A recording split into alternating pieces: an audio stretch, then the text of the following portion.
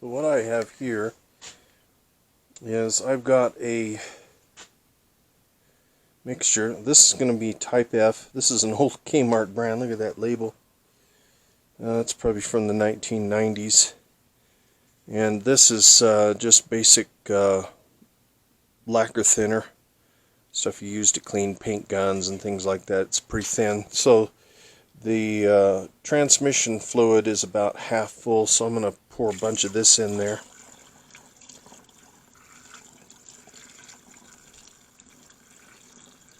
There we go. Yeah, that's pretty good.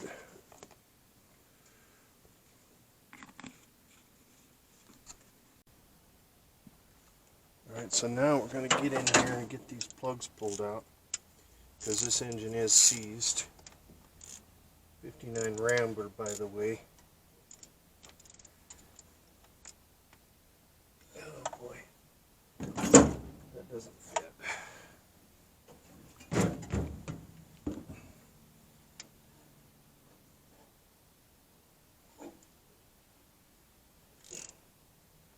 Oh, it's tight.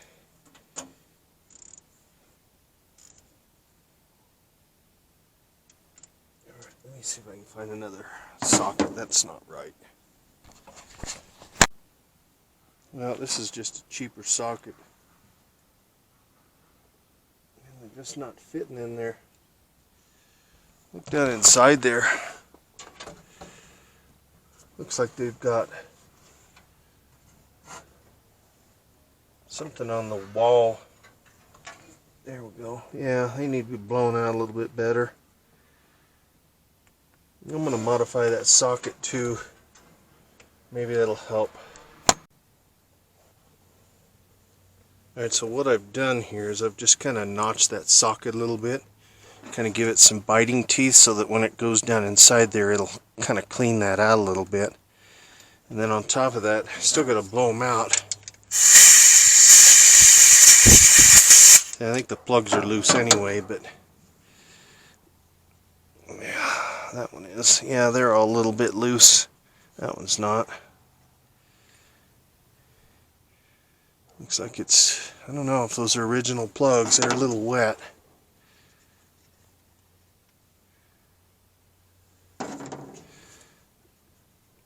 Let's see.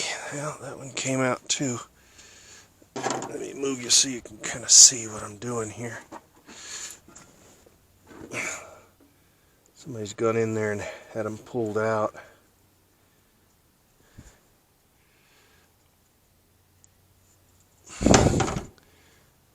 Yeah, that's... This engine's locked up and I don't know why.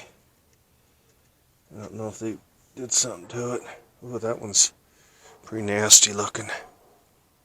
It stinks. Oh, come on out of there. There it goes. Just wiggles a little bit.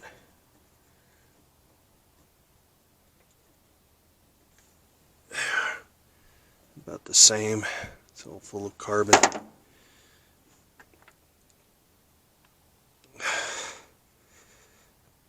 Almost need a drill hook to that thing to kind of help clean that out, because I think it's full of junk. Let me try that again. Alright, let's try this again here. Well, there you go. Right on the floor.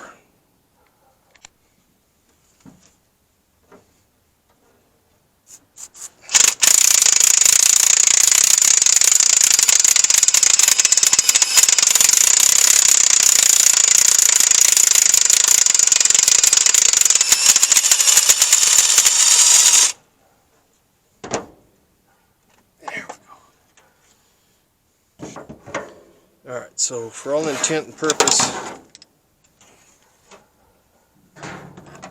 move some stuff around here.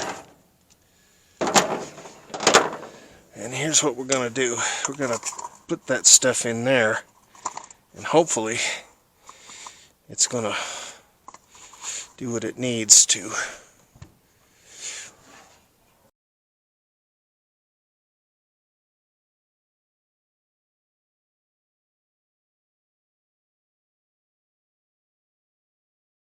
and see what it does, and then see if we can get a wrench on it.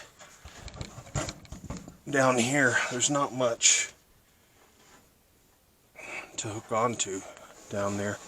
You can see the main pulley has got the groove in it, so we're just going to be turning the bolt. Now we could make us a tri-level tool or a tri-wing tool to stick in there, but I don't know if I'm going to get ambitious enough to do that or not. But you know, at one point in time, these engines were actually pretty good. Nash, Rambler, I think Kaiser, a bunch of them had this little engine in it, or at least some sort of a close resemblance to it. It also somewhat resembles Jeep and an AMC. I think they took the pattern off this engine, but you know, we'll see.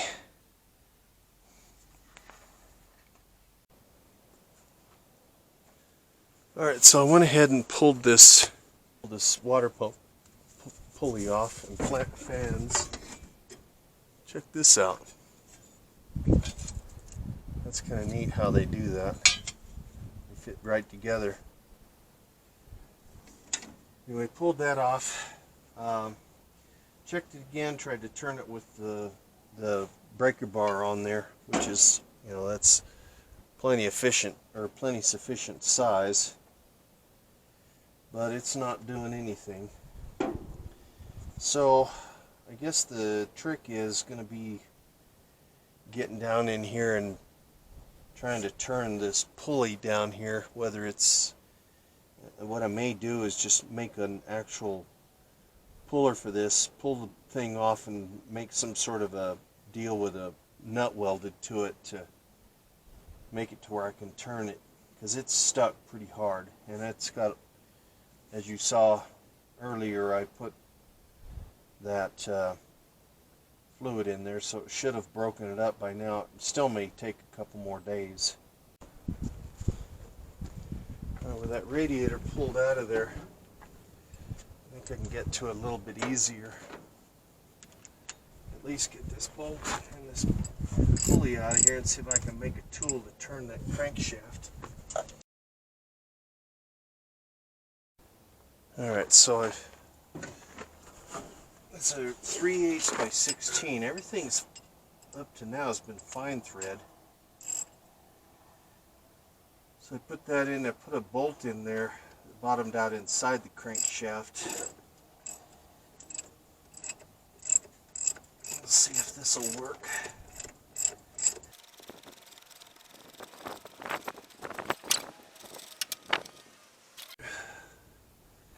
Alright, got her off of there. Had to put a little different bolt in there.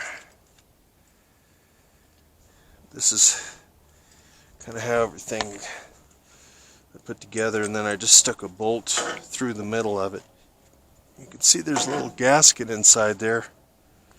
But yeah, there's rubber here. You don't want to try and pry on that. Then you'll have a balanced issue there. Alright, let's see what we can do now. Alright, now here's some, these are just grill sketches. Hang on, let me wipe your lens. There we go. So what we've got is a 1960 Rambler.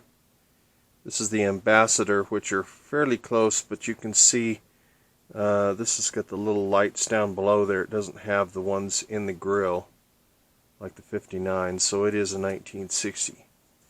So the 1960, your 6 cylinders, there's 4 of them. Depending on what you have here, I don't know if you can see that, if the camera can get close enough, but 90 horse, American Custom, Classic, and another Classic.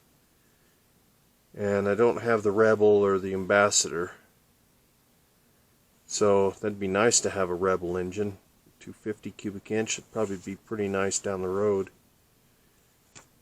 It looks like it's 3.2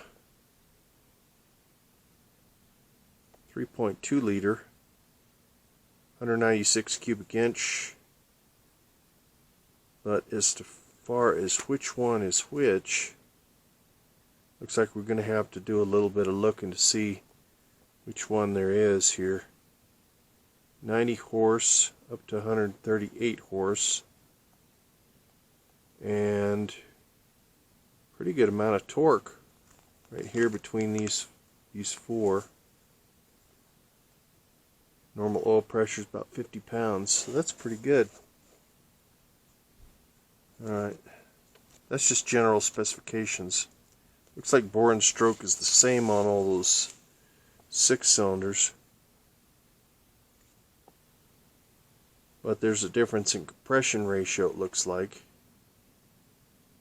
870, no, they're all the same. No, one is 8.0, the others are 870. 90 horse, 125, 127, and 138. And then for the V8 250, looks like that's going to be a 200 horsepower right here. This little edge right there.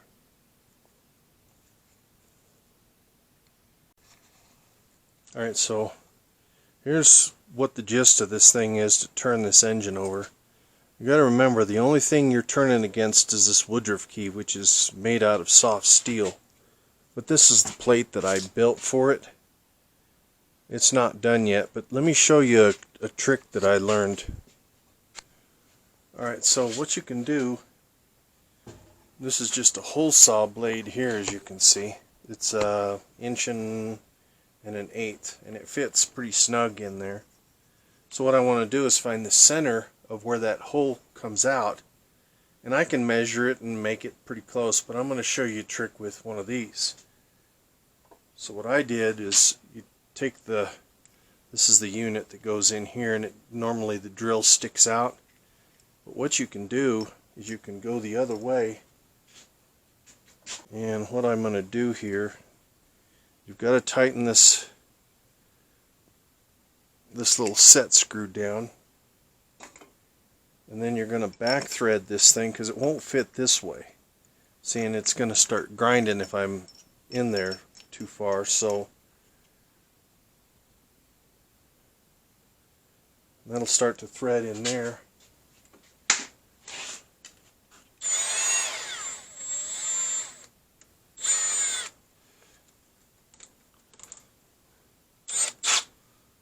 Now this will go in there and it'll give you some sort of a centering.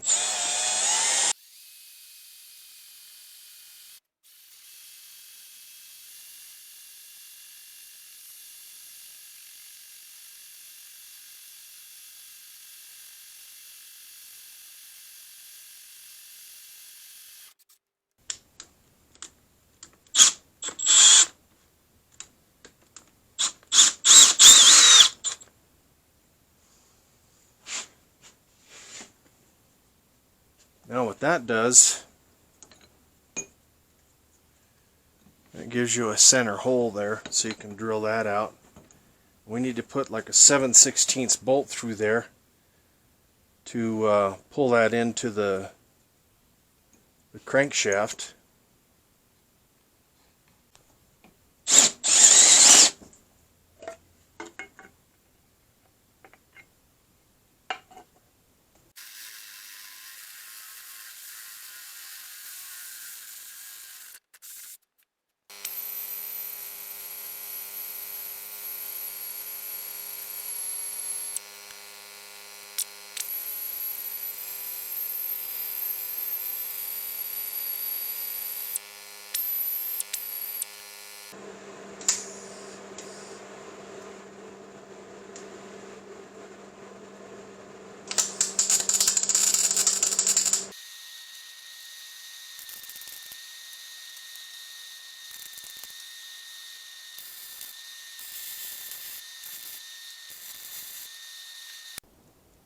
Let's try it again.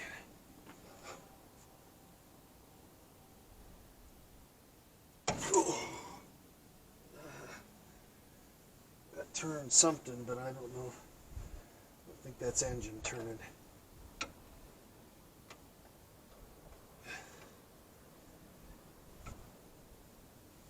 No, I don't think so. I think that's a broken Woodruff key. Alright, let's have a look.